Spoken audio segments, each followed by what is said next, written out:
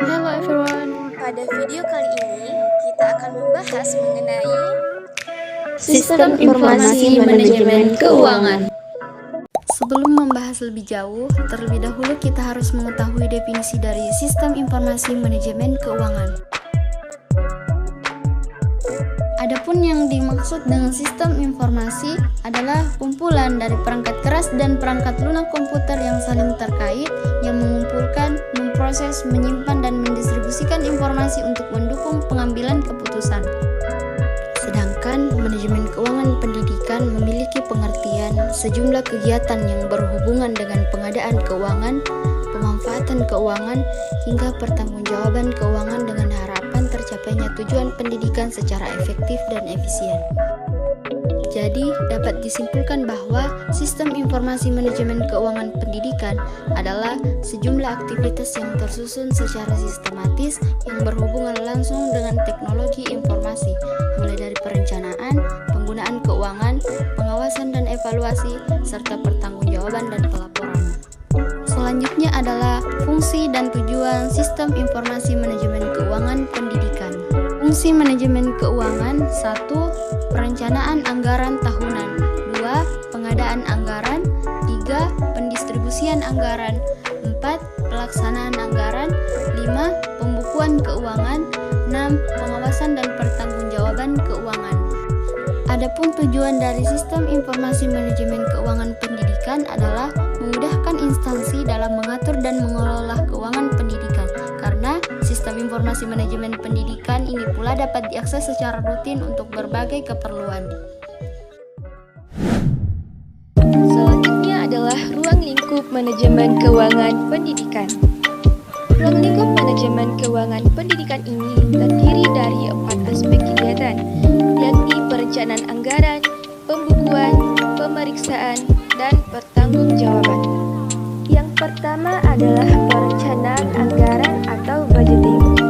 Budgeting adalah kegiatan mengidentifikasi tujuan, menentukan prioritas, menjabarkan tujuan ke dalam penampilan operasional yang dapat diukur, menganalisis alternatif, pencapaian tujuan dengan analisis cost effectiveness, membuat rekomendasi alternatif pendekatan untuk mencapai sasaran.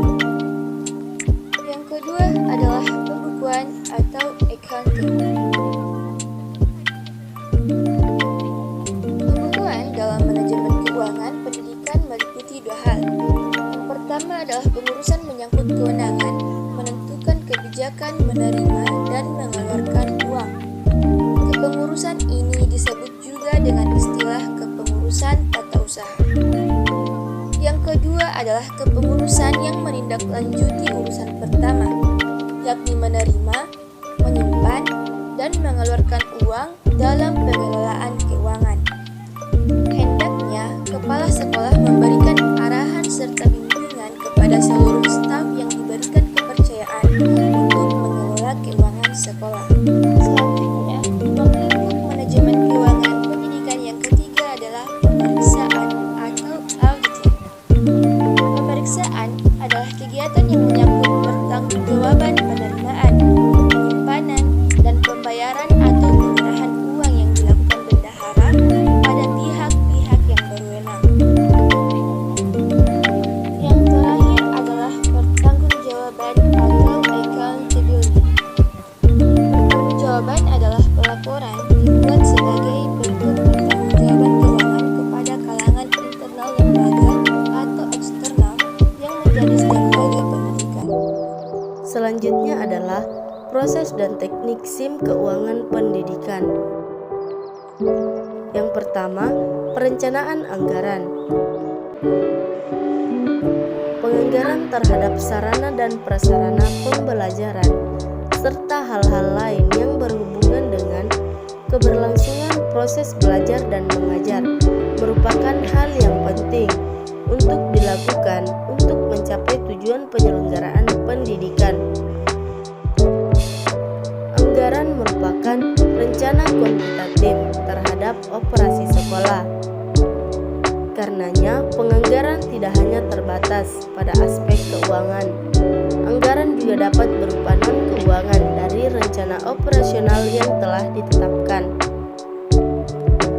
Perencanaan finansial yang disebut budgeting adalah kegiatan mengkoordinasikan semua sumber daya yang tersedia untuk mencapai sasaran yang diinginkan secara sistematis tanpa menyebabkan efek samping yang merugikan. Yang kedua, strategi mencari sumber dana sekolah. Untuk mendukung keberlangsungan kegiatan pendidikan di sekolah, kepala sekolah dituntut untuk mampu menggali sumber-sumber pembiayaan. Dengan pendanaan yang ada, kepala sekolah bersama-sama dengan stakeholder mampu melakukan prediksi untuk menentukan target dan tujuan yang akan dicapai. Berikut ini antara strategi untuk menggali sumber pendanaan, yaitu membangun usaha, koperasi, membuka kursus atau kegiatan luar sekolah, pengajuan proposal kepada pemerintah daerah dan swasta, penggalangan dana dari para donatur, penggalangan dana dari para alumni, dana orang tua siswa atau wali peserta didik. Yang ketiga, penggunaan keuangan sekolah. Dana yang berhasil dikumpulkan selanjutnya dibukukan, diagendakan, dan diinput ke dalam keuangan pendidikan untuk selanjutnya dipergunakan untuk menunjang keberlangsungan kegiatan pembelajaran di sekolah. Yang keempat, pengawasan dan evaluasi anggaran. Pengawasan dilakukan oleh kepala sekolah selaku manajer sekolah untuk menjamin ketetapan pelaksanaan tugas sesuai dengan rencana yang telah ditetapkan, melaksanakan koordinasi kegiatan-kegiatan mencegah pemborosan dan penyelewengan dana, menjamin kepuasan serta meningkatkan kepercayaan masyarakat terhadap pengelolaan keuangan sekolah. Langkah-langkah pengawasan tersebut adalah pengembangan standar, pengukuran pelaksanaan, penilaian pelaksanaan, dan perbaikan. Yang kelima, pertanggungjawab penggunaan keuangan sekolah. Pertanggungjawaban penggunaan keuangan sekolah adalah sebuah laporan keuangan dari keseluruhan pembiayaan kegiatan sekolah. Laporan dilakukan oleh bendahara dan staf sekolah. Laporan keuangan berisikan tentang pemasukan, pengeluaran, dan pemakaian biaya. Prinsip-prinsip manajemen keuangan pendidikan. 1. Transparansi. Transparansi artinya keterbukaan.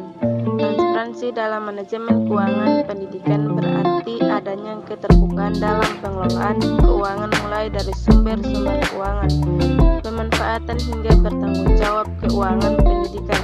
Transparansi keuangan sangat diperlukan bagi pihak-pihak yang berkepentingan untuk mengetahuinya. Transparansi juga akan sangat bermanfaat untuk meningkatkan partisipasi orang tua, masyarakat, dan pemerintah dalam penyelenggaraan program pendidikan. 2. Akuntabilitas. Akuntabilitas adalah kondisi seseorang yang dinilai oleh orang lain karena kualitas profesinya dalam menyelesaikan tugas untuk mencapai tujuan yang menjadi tanggung jawabnya. Akuntabilitas dalam manajemen keuangan pendidikan berarti penggunaan keuangan pendidikan dapat dipertanggungjawabkan sesuai dengan perencanaan yang telah ditetapkan. 3. Efektivitas. Efektivitas dimaknai sebagai tercapainya tujuan yang telah ditetapkan. Karena dalam Kompri mendefinisikan aktivitas lebih dalam lagi, efektivitas tidak sampai pada ketercapaiannya tujuan, akan tetapi sampai pada kualitas hasil yang dikaitkan pada tujuan dan visi misi lembaga. 4. Efisiensi. Efisiensi adalah perbandingan terbaik antara masukan input dan keluaran output, atau antara daya dan hasil. Daya yang dimaksud berupa pikiran, waktu, dan biaya. Dilihat dari segi penggunaan daya, penyelenggaraan kegiatan pendidikan dapat dikatakan efisien manakala mampu memanfaatkan waktu, tenaga, dan biaya yang sekecil-kecilnya, namun dapat mencapai tujuan yang telah direncanakan.